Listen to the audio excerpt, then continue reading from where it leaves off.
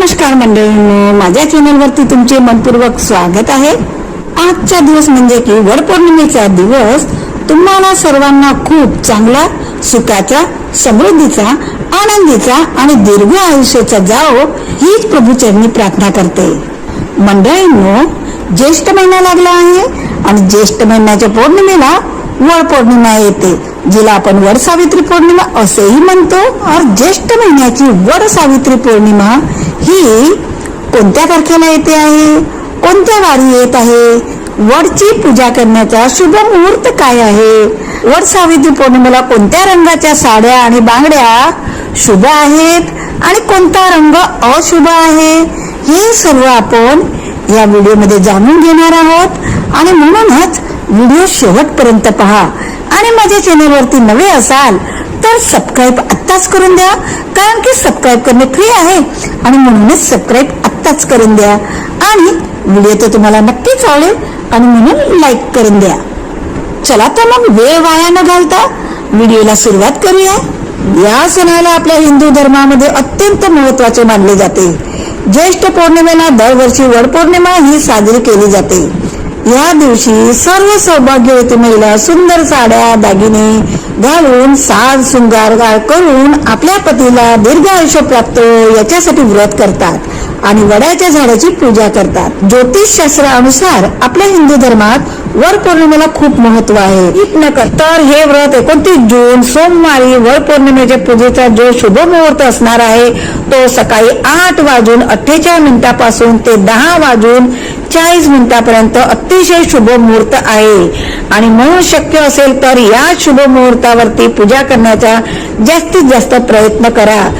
हल्लीच्या धावपळीच्या जीवनामध्ये जर तुम्हाला या मुहूर्तामध्ये पूजा करणे शक्य नसेल तर या दिवसाचा राहू काळ सोडून तुम्ही दिवसभरामध्ये कधीही पूजा करू शकता। असेल कोरी असेल अशी नवीन साडी नेसून तुम्हाला हे व्रत करायचे आहे। आता सगळ्यात महत्वाची गोष्ट म्हणजे या दिवशी सर्व स्त्रियांना एकच प्रश्न पडलेला असतो, तो म्हणजे या दिवशी कोणत्या रंगाची साडी नेसावी किंवा कोणत्या रंगाची साडी नेसू नये। आपल्या हिंदू धर्मामध्ये प्रत्येक रंगाचे एक धार्मिक महत्व आहे। प्रत्येक रंगाला एक अन्यथा साधारण महत्व दिलं जातं, कारण प्रत्येक रंग एक वेगळी ऊर्जा प्रदान करत असतो आणि त्यात काही रंग सकारात्मक शुभदायी लहरी प्रदान करत असतात तर काही रंग अशुभ मानले जातात, कारण की हा रंग आपल्या मूडवर परिणाम करतो, आपल्या मनाला उत्तेजित करतो। एक रंग हा दुसऱ्या रंगाहून वेगळा असतो आणि प्रत्येक रंगाचे एक स्वतःचे अस्तित्व असते आणि प्रत्येक रंगाला एक विशिष्ट अर्थ आहे आणि त्याचा विशिष्ट परिणाम आपल्यावर होत असतो। आणि जेव्हा आपण आपल्या अंगावर एखाद्या रंगाची साडी परिधान करतो तर त्यामुळे एक प्रकारचे वातावरण निर्माण होते आणि म्हणूनच यंदा वड पौर्णिमेला पहिला शुभ रंग आहे तो म्हणजे हिरवा। हिरवा रंग हा देवीचे प्रतीक आहे आणि सौभाग्याचं लेणं मानलं जातं। त्यामुळे नवरी लग्नाच्या वेळी आपल्या शृंगारात हिरव्या रंगाच्या बांगड्या समावेश करते आणि हिरव्या रंगाचा चुडा घालते, कारण नवरीच्या आयुष्यात कायम सुख समाधान आणि हिरव्या रंगाप्रमाणे समृद्धी राहावी यासाठी हा रंग प्रामुख्याने वापरला जातो। तसेच यामुळे जोडप्याचं विवाहिक आयुष्य सुद्धा सकारात्मक, प्रेमळ आणि समृद्ध होत असतं। ज्या महिला विवाहित असतात ना त्या सुद्धा दररोज हिरव्या रंगाच्या बांगड्या हातामध्ये घालत असतात। तिच्या कामामध्ये त्यांना प्रगती मिळते आणि त्यांचे आयुष्य सुद्धा वाढत जातं। त्याचबरोबर हिरवा रंग हा निसर्गाशी जोडला गेलेला आहे आणि त्यामुळे आपल्याला एक वेगळीच ऊर्जा मिळते। किंवा आपण सुद्धा देवीची ओटी भरताना शक्यतोवर हिरव्या रंगाचे ब्लाउज पीस किंवा हिरव्या रंगाची साडी आणि हिरव्या रंगाच्या बांगड्या घेत असतो। त्यावरूनच हिरवा रंग हा किती शुभ आहे हे आपल्याला समजलं। त्यामुळे शक्य झालं किंवा तुमच्याकडे असेल तर वड पौर्णिमेला तुम्ही शक्यतोवर हिरव्या रंगाची साडी अवश्य नेसा। त्यानंतर शुभ रंग आहे तो म्हणजे पिवळा रंग। आपल्या हिंदू धर्मात पिवळ्या रंगाला ज्ञान, पवित्रता व समृद्धी आणि मंगल्याचे प्रतीक मानले जाते आणि आपल्या हिंदू धर्मात पिवळ्या रंगाच्या कपड्यांना पितांबर म्हटलं जातं। कोणत्याही प्रकारच्या मांगलिक कार्यात पिवळा रंग हा आवर्जून वापरला जातो आणि म्हणूनच पूजेमध्ये सुद्धा पिवळा रंग हा खूप शुभ मानला जातो। पिवळा रंग हा सूर्यदेव, मंगळ आणि बृहस्पती यांच्यासारख्या ग्रहांचा प्रतिनिधित्व करतो। हे प्रकाश देखील दर्शन दर्शवतात। आणि पिवळा रंग परिधान केल्याने आपल्या कुटुंबातील गुरु ग्रह हा सुद्धा बलवान होतो. त्याचबरोबर सौभाग्यातील दुसरी सर्वात महत्वाची गोष्ट म्हणजे हळद.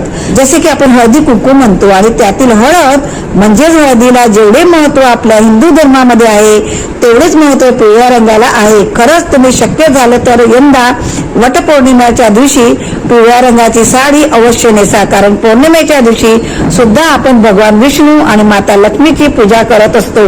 आणि आपल्या सर्वांना माहितच आहे की जिथे विष्णू असतात तिथे माता लक्ष्मी स्वतःहून निवास करते.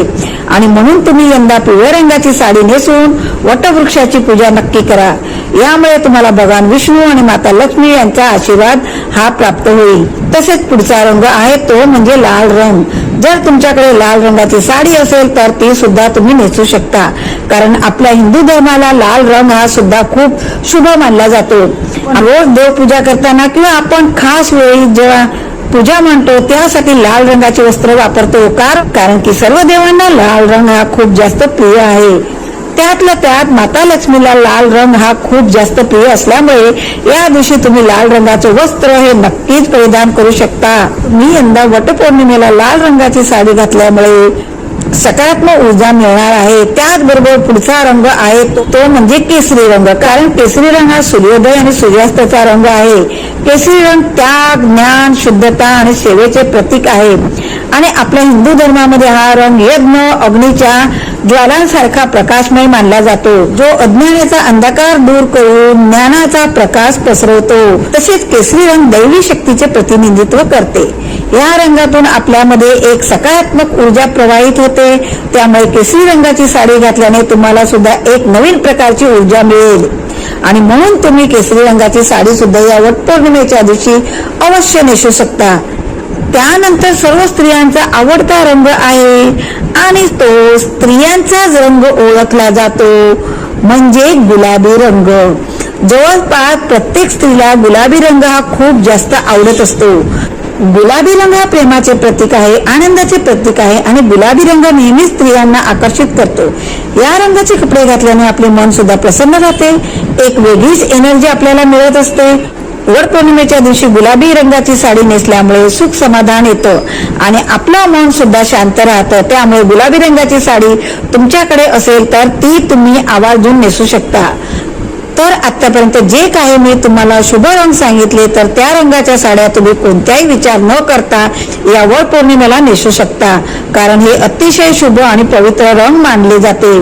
पण त्याचबरोबर तुम्ही बघा, चिंतामणी कलर, राणी कलर, पोपटी कलर, क्रीम कलर अशा रंगाच्या साड्या सुद्धा तुम्ही नेसू शकता. पण तुम्हाला प्रश्न पडला असेल की या दिवशी तुम्हाला कोणत्या रंगाची साडी ही चुकूनही नेसायची नाही, तर वटपौर्णिमेच्या दिवशी तुम्हाला निळ्या रंगाची साडी अजिबात नेसायची नाही. काळे निळे कपडे या दिवशी घालून पूजा करणे अशुभ मानलं जातं. आपल्या हिंदू धर्मामध्ये बघा, कोणत्याही धार्मिक कार्यामध्ये किंवा शुभ कार्यामध्ये काळा रंग हा वर्ज्य मानला जातो. त्यामुळे शक्यतो तुम्ही काळा आणि निळा रंग तसेच पूर्ण पांढऱ्या रंगाची साडी सुद्धा नेसू नका. आता या वटपौर्णिमेला सुंदर साडी सोबत साज शृंगार करणं सुद्धा खूप शुभ मानलं जातं. यावेळी आपल्या हातामध्ये काचेच्या बांगड्या, केसांमध्ये सुवासिक फुलांचा गजरा, नाकात नथ, कुंकू, टिकली, जोडवी, पैंजण, अत्तर असा आवडी अनुसार तुम्ही शृंगार करायचा आहे. यामध्ये बांगड्याबद्दल सांगायचं झालं तर आता फॅशनेबल युगामध्ये बरेच जण हातात बांगड्या घालत नाहीत, फक्त एकच हातामध्ये बांगड्या घालतात आणि दुसऱ्या हातामध्ये काहीच घालत नाही, किंवा बऱ्याच वेळा एका हातामध्ये घड्याळ घालतात आणि दुसऱ्या हातामध्ये एखादे ब्रेसलेट घालतात. पण शक्य असेल तर कमीत कमी एक बांगडी तरी तुम्ही हातामध्ये नक्कीच घाला, कारण की 16 शिंगारमध्ये बांगड्यांचा समावेश होत असतो. त्यामुळे सणावाराच्या दिवशी तरी आपण आपल्या हातामध्ये काचेच्या बांगड्या या घातल्याच पाहिजे. आणि त्यातल्या त्यात बघा, तुम्ही हिरव्या बांगड्या घालण्याचा जास्तीत जास्त प्रयत्न करा. जरी तुम्ही पिवळ्या किंवा लाल किंवा गुलाबी रंगाची साडी घातली असेल तरी सुद्धा तुम्ही हिरव्या रंगाच्या बांगड्या घालण्याचा प्रयत्न करायचा आहे, कारण की हिरव्या रंगाच्या बांगड्या हे अखंड सौभाग्यवतीचे प्रतीक आहे. शक्यतोवर या दिवशी प्लास्टिकच्या किंवा मेटलच्या बांगड्या घालू नका. हिंदू धर्मामध्ये काचेच्या हिरव्या बांगड्यांना खूप जास्त महत्व आहे, कारण की हिरवा रंग हा शुभ आहे आणि सौभाग्यवतीचे प्रतीक मानले जाते. त्यामुळे हिरवा रंग घातल्यामुळे त्याच्या सौभाग्यामध्ये वाढ होते, पतीच्या प्रगतीमध्ये वाढ होते. त्या शक्यतोवर काचेच्या आणि हिरव्या बांगड्या घालण्याचा जास्तीत जास्त प्रयत्न करा.